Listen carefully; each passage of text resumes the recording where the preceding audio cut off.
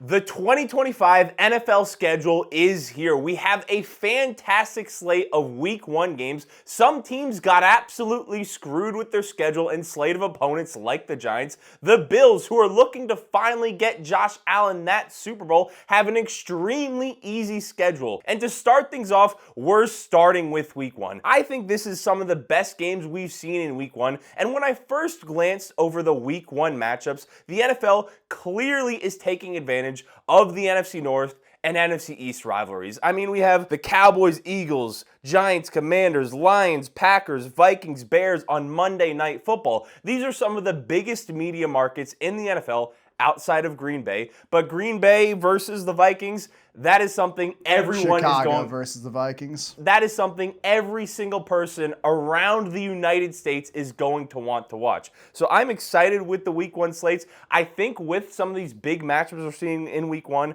Chiefs, Chargers included, we have the Ravens, Bills included in that. The NFL wants these teams to be at their full strength when they are playing each other. The only caveat to that is, will they be at their peak performance from their offensive schemes and defensive schemes? We see weird things happen in Week 1 all the time. Yeah, I mean, clearly they're not going to be in full fighting form. Every year the Bengals lose Week 1 because they take a little bit of time to get their momentum going. I'm a big fan of the NFL taking my advice and deporting the Kansas City Chiefs to Brazil to start the season. Unfortunately, they will be coming back for Week 2, but then playing the Chargers in the international market, that'll be great. Bills-Ravens on Sunday Night Football, that's going to be a fantastic game. The Ravens are probably going to win that, I'll just tell you now. They got the better running game. They don't need as much finesse and timing. They don't have to scheme people open as much because Zay Flowers and Bateman can get open on go balls, unlike anyone really on the Bills besides Keon Coleman. They're winning that one. Detroit, Green Bay should be great. Lions presumably will throttle them. I know you got to open the season up with the Philadelphia Eagles, the reigning Super Bowl champion. Not opposed to that in the slightest. Having them play the Dallas Cowboys instead of giving us a rematch of the NFC Championship game feels like wasted potential to me. No one wants to see the Cowboys play on Thursday Night Football. They have no clear path to victory. Tyler Guyton, unless he has taken several steps forward, is going to get exposed on the edge. Throwing a rookie Tyler Booker in his first ever NFL game at Jalen Carter is brutal. All in all, completely one-sided affair. The Eagles are going to stomp the Cowboys to start the year. Their only hope is that Hurts just cannot complete a pass. But other than the opening game, I like the Week 1 schedule. I want to highlight, though, Bo Nix and his Denver Broncos are hosting Cam Ward and the Tennessee Titans at Mile High Stadium.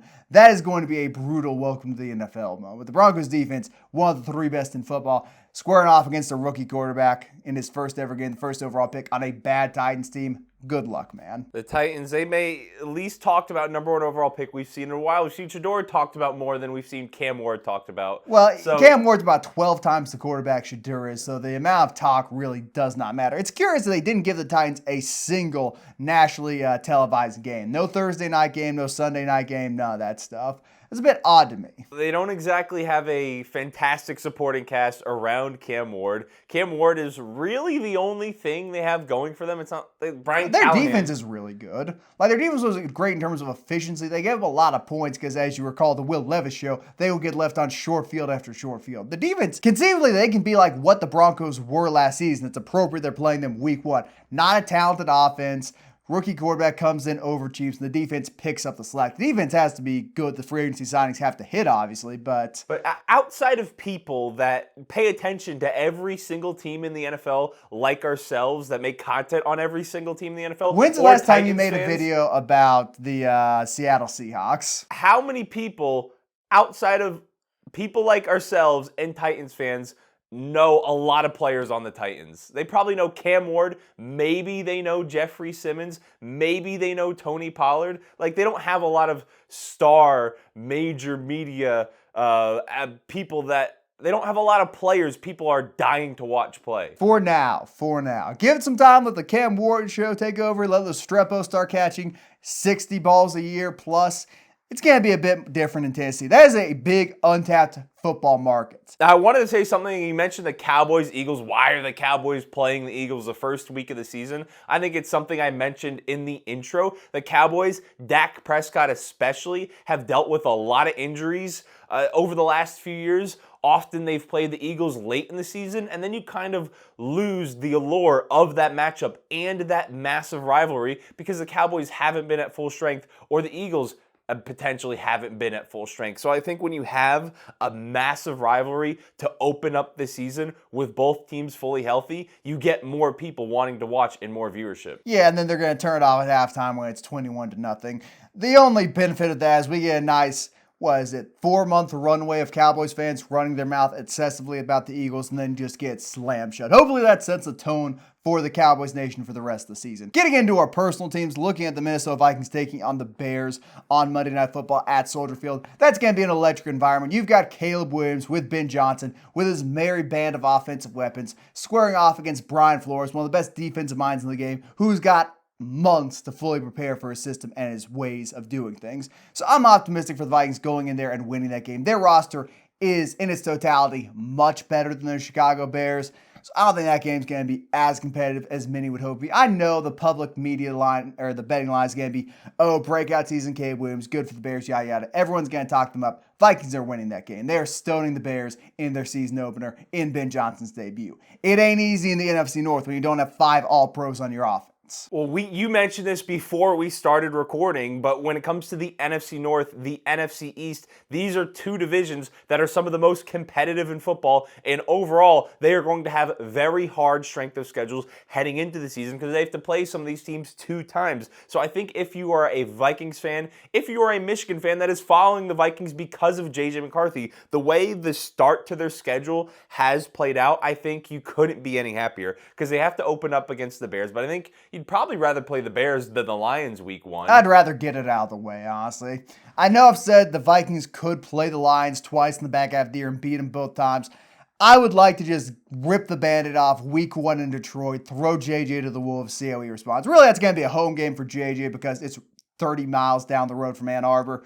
But I would probably rather have that. But I get the sentiment. You want something in the win column. Then after that, they play the Falcons, who presumably they will absolutely thrash us, a better roster top to bottom. They play the Bengals at home. Presumably they'll do all right. Their pass rush should be able to take apart the Bengals offensive line. And as we know, the Bengals defense non-existent, probably not going to have Trey Hendrickson. And then they play the 2 international games, which is impossible to get a good read on. Are they going to have an advantage because they're going to stay over there 2 weeks in a row? Is it going to be a disadvantage because everything gets discombobulated? I lean more so towards the latter, but they get the Steelers and the Browns. Steelers are a playoff team. Browns, not so much. And then after what I think, because you have the Bengals defense that you play, the Steelers, their offense, yet to be determined. What will it look like when Aaron Rodgers, if he joins the fray? What will it look like with Will Howard? Browns, I think a lot of us feel like they're going to be an abject disaster. At least I do, at least. Hey, man, Shadur Sanders, first ever game, international in London.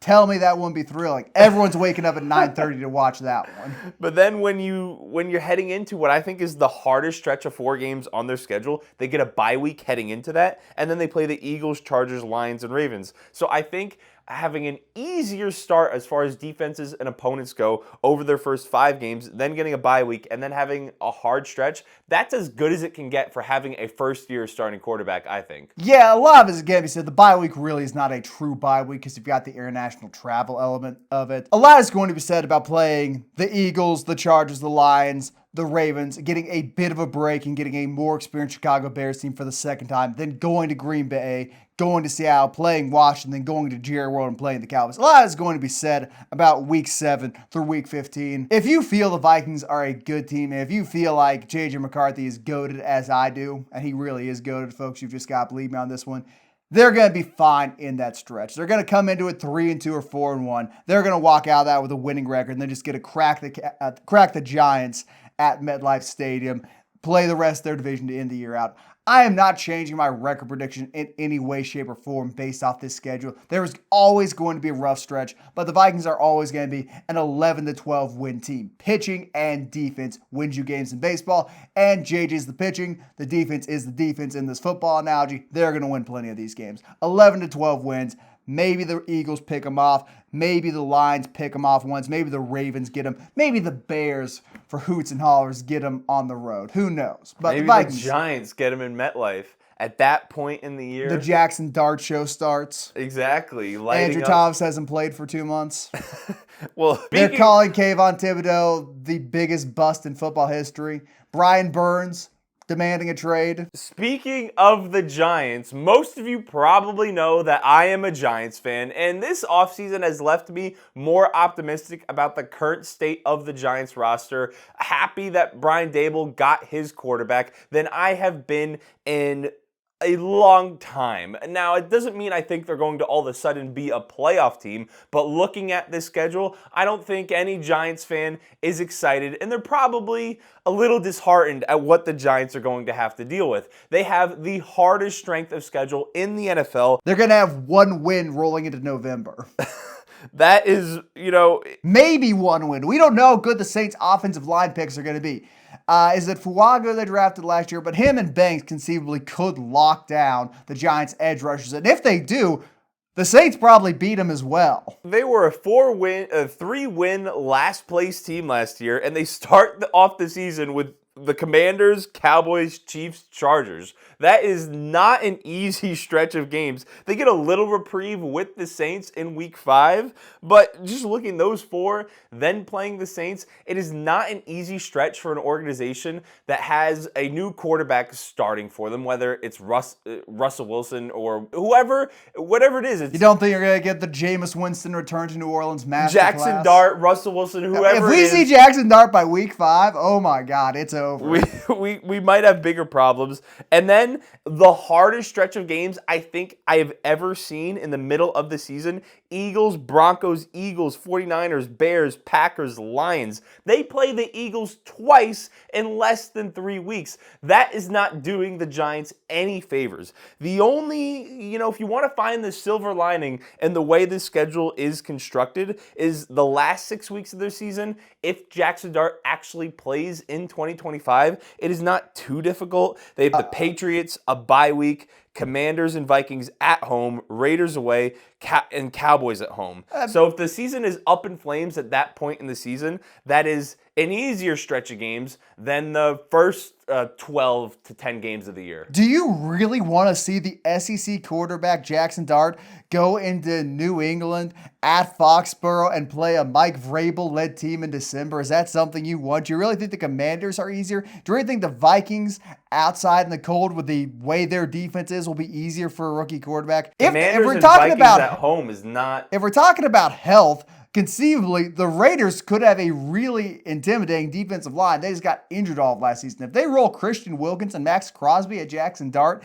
in Week 17, and then, of course, Week 18 against the Cowboys, the only way the Cowboys don't decimate them is they're resting starters. We don't think they're good enough to rest starters. So I don't see, it's easier. Yeah, you're not playing the Eagles twice. You're not playing Detroit. You're not playing Green Bay. That's a rough stretch of games, man. That is 3 playoff teams. The Patriots and the Raiders. What words did I use? I used silver lining. I just read off the middle and meat of their schedule. We know how hard the first 4 games are, what happens after that Saints game, and if you're looking at the easier stretch of what heading into the season is the hardest strength of schedule in the NFL, the easier stretch comes at the last 6 weeks of the year. The silver lining, yeah, you're getting your jaw broken when the middle of the year decapitates you. That's the silver lining here for the Giants. I would not be as optimistic as you are. If they do not beat the Saints, they're not winning a game until maybe, if they don't beat the Saints, where's the win? I mean, based off what we expect of these teams, we don't exactly know, but we see different things happen all the time. The Giants could have the best defensive line in the NFL. You mentioned the Raiders, but between Brian Burns, the addition of Abdul Carter, a healthy Dexter Lawrence, if Darius Alexander capitalizes on that pass rush upside he flashed, they could give offenses a lot of problems, and we don't know what's going to happen. You're not answering the question, though. Stake your claim. Outside of the Saints, where's the win? I mean, they could pick off the Commanders or Dallas within the first 2 weeks of the season. Have the Cowboys... I wouldn't pick them to beat the Chiefs or Chargers. Has 40-3 taught you nothing? Has getting that spammed in your comments for a month straight after that prediction taught you nothing? There is no world in which they beat the Cowboys. I'll maybe give you the Commanders. Conceivably, they start the season 1-0 because the new offensive lineman, Tunsil, isn't fully there yet. And Connerly out of Oregon just is not capable of handling Brian Burns. I'll throw that one to you, sure. Maybe the 49ers offensive line can't handle the Giants defensive line and it's a slugfest. Shanahan can get that sucker out quick. Unless that pass rush is getting there in under 2 seconds, I think he is going to get the ball in Pearsall, Kittle, or Ayuk's hand. I think the big question is just how good the Giants' defensive line is. If we're 4 or 5 weeks into the year and they're not clearly dominating, limiting the run game, and capitalizing on weaker offensive lines, then the offense is going to be in a rougher spot where the defense isn't helping them out. Yeah, and the offense that's trying to find its footing with Russell Wilson at quarterback, with an offensive line that is trying to stay healthy, they're going to be in a tougher position. Speaking of the run game, weren't the Giants bad at defending the run even when they had Dexter Lawrence? Getting a primary pass rush guy in Abdul-Carr to pair with Burns, another primary pass rush guy, with Kayvon Thibodeau, a primary pass rush guy. What does that do for the run defense?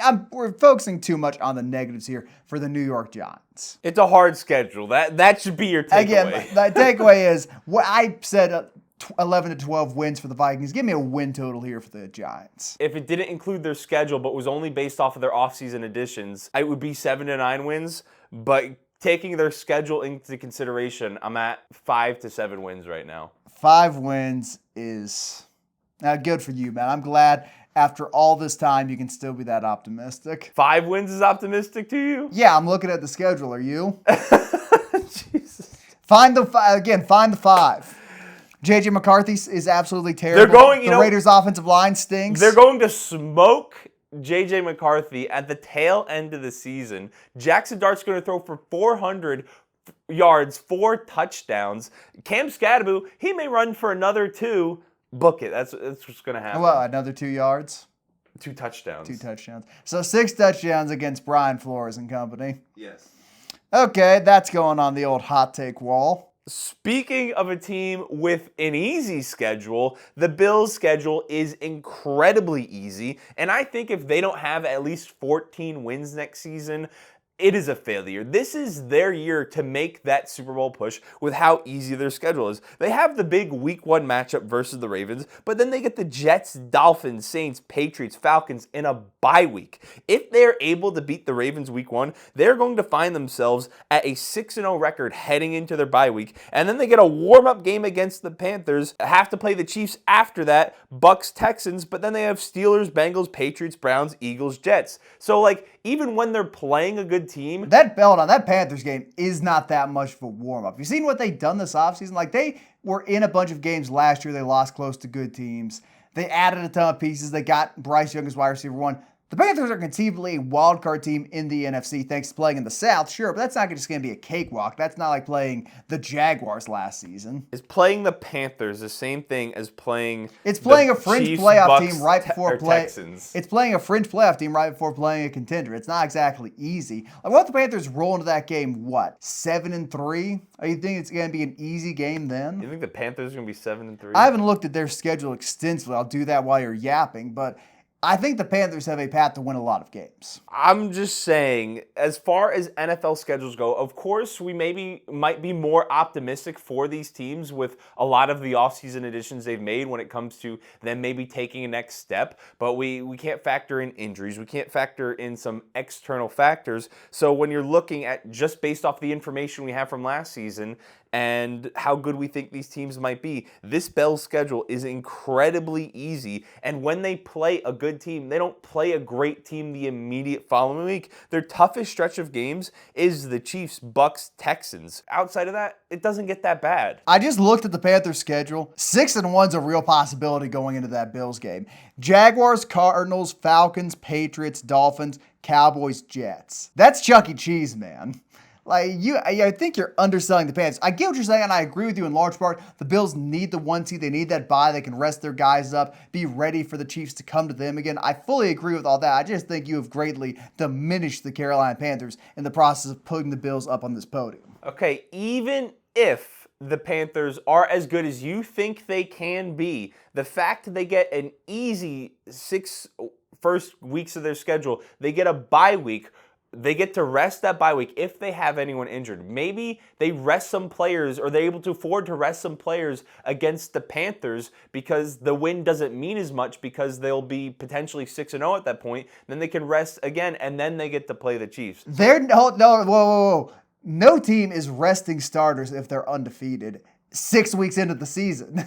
Like that, you just said something ridiculous. You're not really grasping what I'm saying. If they are 6-0 at that point, and not resting starters from a load management standpoint, but if someone is dealing with a significant injury that they're potentially would be rushing back from, you're not going to rush back from, let's say Khalil Shakir strains his hamstring in week 6, and then they have the bye week. He's questionable against the Panthers. Do you think they're going to rush Khalil Shakir back against the Panthers when they play the Chiefs the immediate following week? How good are the Panthers and how good are the rest of their conference? And they have the cushion of playing in the AFC East with already an undefeated record, hopefully. Like, that's what I mean by Are the Chiefs still undefeated at that point? If they got done their devil magic again and won a bunch of one-score games, are the Ravens undefeated? Are the Texans undefeated? Like, it depends on how the rest of the conference is. We're going to be generous to the Bills about winning all the games they should win. The Texans and company and a bunch of other teams at the top of the AFC should win a majority of their first few games. I don't think they're going to be running away with the conference by a stretch of the imagination. We've gotten to this point in the year many times and had multiple teams be undefeated still. So I don't think they're going to have a cushion. And if they do have a cushion, it's not going to be more than a game or two this early. I think if you have the Chiefs coming up in a tougher segment of your schedule and you're coming off a bye week, if you have any players injured, you may rest them an extra week if you give them full 2 weeks. I think you might just rest them against the Chiefs, honestly, if you're going to take someone to rest them against. Because, hey, beating them in the regular season means absolutely nothing in the grand scope of Josh Allen versus Patrick Mahomes. Josh Allen has an even 500 record against Patrick Mahomes when you include the regular season and the playoffs, and he's never beaten him in the playoffs. Like, the regular season doesn't matter at that point. I think they'd be more inclined to rest guys against the Chiefs than against the Panthers. You're throwing out a lot of preemptive Josh Allen excuses. Why do I need to give excuses? For the middle of their season. What are we, in May? What are you even talking about? I'm taking a realistic approach to looking at some of the teams in their schedule. I'm not just saying they're going to cakewalk and go 15-2. Like, you're putting them on an unrealistic pedestal. If the Bills lose the game, Josh Allen sucks. He should have his MVP retroactively stripped, and he's never going to win a playoff game again. That's what you're doing here. No, you're putting words in my mouth. They're putting words in my mouth here. Anyway. Their schedule is extremely favorable. Yeah, they play the AFC East, and they get to play the Jets, Dolphins, and Patriots 6 times. Anyway, all this talk about the Chiefs, we might as well get to the Chiefs' schedule. Their schedule is a little bit more difficult. Everyone has heard about all the primetime games they're playing. There's 7 of them. They only have, 4 1 p.m. games. So they are going to be on everyone's TVs all season long. They're, making an argument for that America's Team title. But their schedule starts off a little bit more on the rough side. They're in Brazil against the Chargers to start off the year. Then they have the Eagles. They get to play the Giants, which, I'm sure Isaiah would chalk up as a free win. Shouldn't I? And, you talked about the Giants' defensive line. If Lawrence, Burns, and Carter are healthy by week 3, presumably, you got to hope. If they're not, Giants are in abandoned hope territory already. They'll probably put up a pretty good fight. We saw what the Eagles' pass rush did to the Chiefs in the Super Bowl. The Chiefs' O-line has not really gotten better since then. If anything, losing Thuney probably makes them worse. I don't care what backups you sign from the 49ers. It did still give them some trouble. They're probably not going to be able to stop the run as well as the Eagles did, but hey. So it could be a game. Every game of the Chiefs kind of feels like it's going to be a game, given the one-score victories, but hey. They have the Ravens after that, Jacksonville, Detroit, Raiders, Commanders, Bills, then their bye week. Their schedule, they have some tough opponents. They have some tough games. I think it is a lot more difficult than the Bills' schedule looks to pan out. But they're the Chiefs. You mentioned last year every single game was close. They'll find a way to win a lot of those close games, and they'll wind up having 10, 11, 12, 13 wins, somewhere around there, depending on how some of those coin flip games go. I have of the opinion that a good record in 500 games one season doesn't mean they're going to regress the next year. It just means you're a well-coached team. I said Andy Reid should have won Coach of the Year last season because of how well the Chiefs performed in these clutch moments. A few of those moments were complete BS. The Broncos field goal, the Raiders fumbled snap. Those should have been losses number 3 and 4 for the Kansas City Chiefs. I don't think those go their way 2 years in a row, and I think the roster is slightly worse than it was last season. So I think 12 wins feels about right for the Kansas City Chiefs. Look at the schedule. I mean, they're always going to play good schedules if they keep winning their division in the AFC. They're always going to get matched up against the top dogs from the NFC and the AFC because the NFL loves their marketing and they've earned the right to play those games. So 15 wins not happening, 12 wins, sure. All that matters is Mahomes gets to the playoffs and does not have to go on the road every single game. And how good will the Chargers be? I think the result of that Brazil game will have a significant impact on a potential end-of-season tiebreaker. Maybe, but in terms of actual quality of opponent, you get absolutely nothing from a international game, in my opinion, in terms of getting a read on how teams are. Some travel well, some don't. You get more, but not much from a week one game. A week one international game in Brazil on a soccer field. It doesn't From a tell tie-breaking standpoint, it means something. From an actual perspective standpoint, it doesn't mean the Chargers are going to be great and win 13 games. They somehow beat the Chiefs in week one. I've always been a big proponent of the result of week one does not matter when it comes to the rest of your season. We see teams flounder week one every single year, but when it comes to, which I feel like you've mentioned a lot in the past, the result mattering at the end of the season. Yeah, that's what you just said. Chargers. The result doesn't matter. The result's the only thing that matters. What shows up on the field, what you see from the players, the fluidity, whatnot, that doesn't matter. The result is the only thing which matters. That's the make or break for getting in the wild card, getting in the playoffs. The result between these two teams specifically, that could be fighting for the division. Speaking of fighting for the division, I'm a little bit optimistic about the Tennessee Titans. Still low on the Jaguars, still have limited faith in T-Law and their offensive line, mainly their offensive line. The Colts, they don't have a quarterback. I think the Titans might have it in them this year. Their defense, really good in 2024. Just got left on a bunch of short fields, gave up a bunch of points. Efficiency-wise, great. Titans play an easy schedule. Broncos week 1 and Rams week 2 are up. But after that, Indianapolis Colts definitely win that game. They have historically split with the Texans even when they're bad, so they're going to take at least one of the two games against them. Let's say 2-2. Play the Cardinals, beat them. Raiders, hard to tell. Let's say 3-3. Then Patriots, Colts, Chargers, after the Chargers have played a rough stretch of their schedule, roll into a late season bye. I think the Titans could be above 500 by the time they get to week 10. After that, a little bit rough. You got to play the Browns, Jaguars, and Seahawks. But you've got the Chiefs on your schedule. You've got the 49ers there. You got the Texans again. They're going to beat you at least once. I think the Titans could be in that 9-10 win range a lot of people were not expecting of them. They might have some of their games flexed in the primetime. Right now, they've got 0 primetime games with Cam Ward, first overall quarterback. I think they could do what the Broncos did last year and just out defense and out efficiency quarterback-wise their opponents and kind of sneak into that final AFC spot. Loaded conference, obviously, but you never know. I find it hard to believe they'd be able to sneak in as a playoff team. Now, when it comes to them potentially winning more games than someone might expect them to because of some of their limitations offensively when it comes to what I feel is a weaker offensive position group. Not the greatest wide receiver room, not necessarily the greatest offensive line or backfield in the NFL. I think the O-line's got a lot better. In the AFC South and you have a quarterback in Cam Ward that I am really high on, there's a lot of potential for them to win more games than people expect. I mean, they could be better than the Colts. They could certainly be better than the Jaguars. And then all of a sudden, they're the second best team in the division,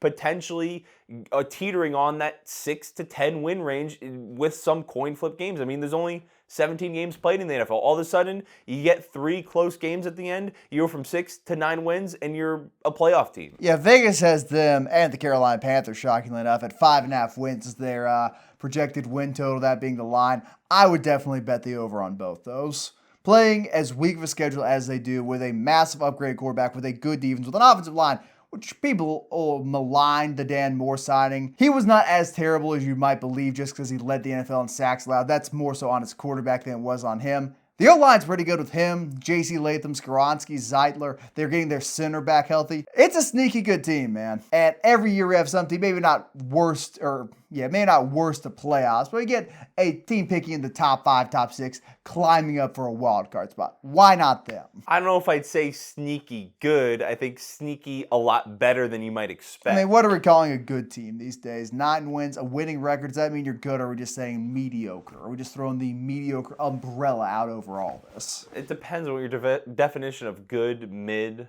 Average. Winning more games than you lose is generally good in the NFL. How about that? Sure. Now, a team that I typically am hating on, a fan base that I am not particularly fond of, the San Francisco 49ers have lucked out in a major way. Often I am hating on their offensive line, their lack of dedication to building up besides Trent Williams, maybe getting someone of the future to sit behind Trent Williams and fill in that left tackle spot. They lost a lot in the offseason, but have added some pieces to their defensive line, and they have the lowest strength of schedule in the NFL heading into the 2025 season. Their first 4 games are generous, I think, to get things going and maybe build some momentum. You have the Seahawks week 1 in Seattle, which is a tough matchup, but then you get the Saints, you get Arizona at home, you get Jacksonville at home, and then the last 5 weeks of the season, you get a bye week, the Titans, Colts, Bears, and Seattle at home to close the year out. So there are not a lot of great teams on their schedule.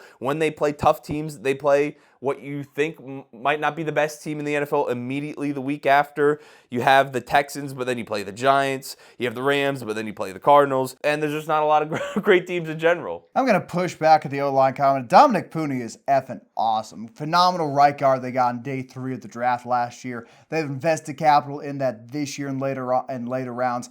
They're doing some stuff for the offensive line. Not getting a backup for Trent Williams.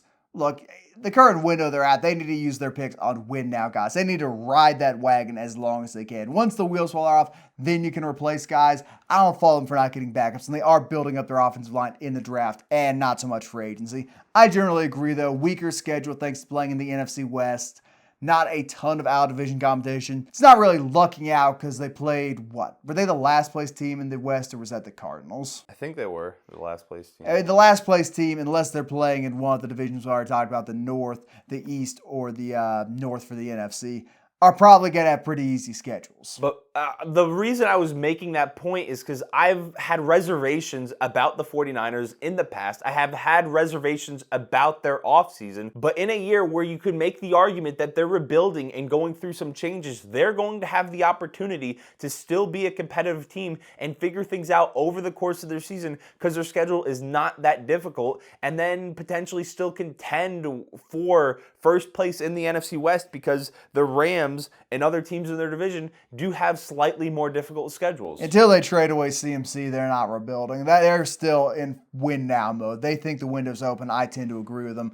Not going to dwell on it super long. The Pittsburgh Steelers schedule, since you talked about the 49ers, you hated them, and they're doing all right. Steelers have a horrible schedule. They're going to be lucky to get to that 9-win threshold, in my opinion, particularly the direction they've gone in with their quarterback not being on the roster yet, with DK Metcalf now being their number 1 wide receiver, who in my opinion is worse than George Pickens, not having a wide receiver 2, not having anyone besides Caleb Johnson who can sustain a big rushing workload. That's going to be a rough go of things. I think this might finally be the year. I think they might have him. The sub-500 police are closing in on Mike Tomlin. They're telling him, put your hands up, get out of the car. Tomlin, after escaping them for the better part of the last 5-6 years, they might finally have him. I mean, a defense, you get Tomlin versus Justin Fields, who he coached last year in week 1. You get the Patriots in week 3, a young quarterback that might be trying to find their way. You have the Browns on the schedule twice. You have the Dolphins. They move the Colts. So, there's a path where they have some easy games, and you get those games that you don't expect the Steelers to win just because the Tomlin-led Steelers are better coached than their opponent, or they're healthier at that point of the year, and things just always seem to go their way to get to that above 500 record. So now we're flipping our roles here. I'm not necessarily saying Tomlin's done, but this feels like the year. If it's going to happen, it's going to happen because he has to start Will Howard or Mason Rudolph week 1. I have been bitten so many times by the Steelers getting up to that above 500 record and getting to the playoffs when I think they're going to be horrible because they have an average roster, that I am not willing to bet against them, even if Mason Rudolph and Will Howard are their quarterback. The issue with even if it's Aaron Rodgers, who I think is far past his prime and isn't going to really change anything for them significantly offensively. The issue with the average roster thing is they play in Pittsburgh, which is a cold weather, outdoor, windy, rainy city in an area where defense is naturally more important with offense than offense. And it's an average roster because their offense stinks. Their offense doesn't have anyone worth a damn, and they've got a top 5 defense in football. So he's Tomlin has just jerry-rigged it perfectly to spin out a 9-10 win season every single year. We shall see. I'm sure we'll do record predictions later on. I'll have a firmer stance. Now I think the Steelers are going to go. I'll probably flex them into going like 8-1. That has been our biggest initial takeaways from the 2025 NFL schedule release. What are some of your biggest takeaways? Are you happy with what your team schedule looks like at this point in the process? Let us know what you think down in the comments below. Like the video, subscribe to the channel, and we'll see you in the next one.